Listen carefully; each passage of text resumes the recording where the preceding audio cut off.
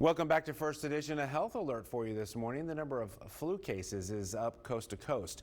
Health officials say this is the time to get your flu shot if you haven't done so already. The latest CDC report shows there have been close to 5 million flu cases and nearly 2,000 deaths. Flu levels are the highest in New York, Colorado, and Louisiana, where a total of 6 people have already died. Some schools in Georgia and Kansas had so many students that were sick with the flu they had to close early for winter break, prompting warnings from health officials concerned about the spread from holiday travel. And with it, that flu traveling throughout the country, you need to be ready. So we decided to bring in everybody's favorite, Dr. Salim Surani, to talk more about this. It's so good to have you back. Thank you for coming in on the holiday, sir. Thank you so much. I know you've been traveling the globe, spreading the message, learning more about health concerns everywhere. What are you seeing with this flu season so far, and especially this wild flu variant that's out there? I think it's a very challenging season because, we get a flu every year, and, we have influenza A, B, C, and D, but mostly we encounter A and B.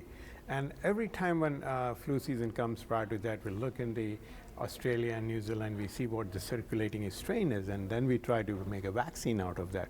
But the virus is smart. They tend to mutate, and they tend to come up with something different. So in this case, I think what we are encountering is influenza A, H3, and 2, the subclade K, what they call. So it's a variant.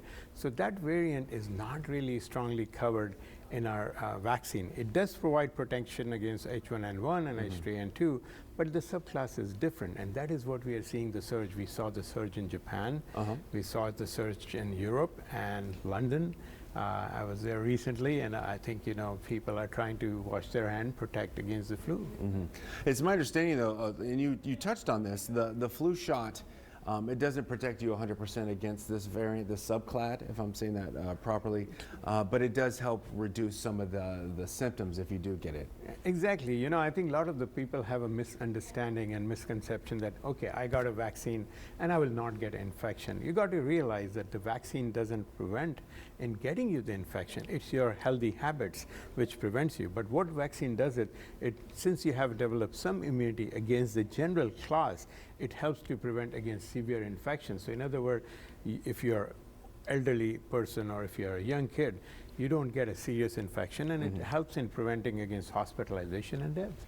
And I know we've seen over the last year pockets throughout Texas where the vaccination rate has been dwindling, if not none, especially when it comes to measles and some of the problems that we've thought were more or less wiped out but have come back. This is one of those instances where getting the vaccine now, even if you haven't, and I have a confession, I haven't got my flu shot this year, and I do it every year. I get the flu shot every year. I've been busy, I'll do it tomorrow. Is it still okay? Is it safe for me to go and get that I think, what happened is the people have become complacent, and they feel that, okay, well, it's the same flu, going to come in and go away.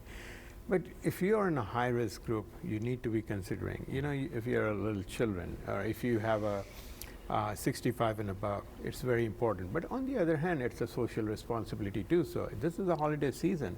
A lot of us are visiting. All my kids were there to visit my dad. He's 91. So imagine if a kid comes in and they get a flu, they may get a mild infection, but what happens if it passed to your grandparents? Yeah, you can feel they bad can about get that. very sick and very fast. So I think that's very important.